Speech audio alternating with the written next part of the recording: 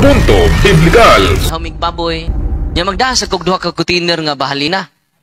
Sabi ng isang paring Katoliko, okay lang daw ang uminom ng alak sapagkat si Kristo daw ay gumagawa ng alak. Mga kaibigan, ito po ba ay kalooban ng Diyos na maglalasing ang isang tao? Anong sabi ng Biblia sa Isaiah chapter 5 verse 22?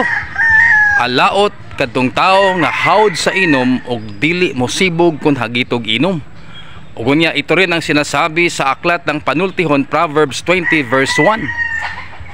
Ang bino, ang pagkapalahubog og bino makapahimong sabaan ug makapahimong buang-buang. At sinabi rin sa Galatia chapter 5 verse 19 to 21 na ang mga lasinggero walang lugar sa kaharian ng Diyos. Nya magdasag kog duha ka container nga bahalina. Ito mga ganahan mo inom ba? Gamay ra nang ako kay ka Kristo tadyaw man jud to. Ang kuwang ra ning ako kay duha ra man ni ka container. Nya Katoliko man si Kristo. Murang Katoliko panahos kasal daghan kay inom. Mingaw pong kasal kung way inom no.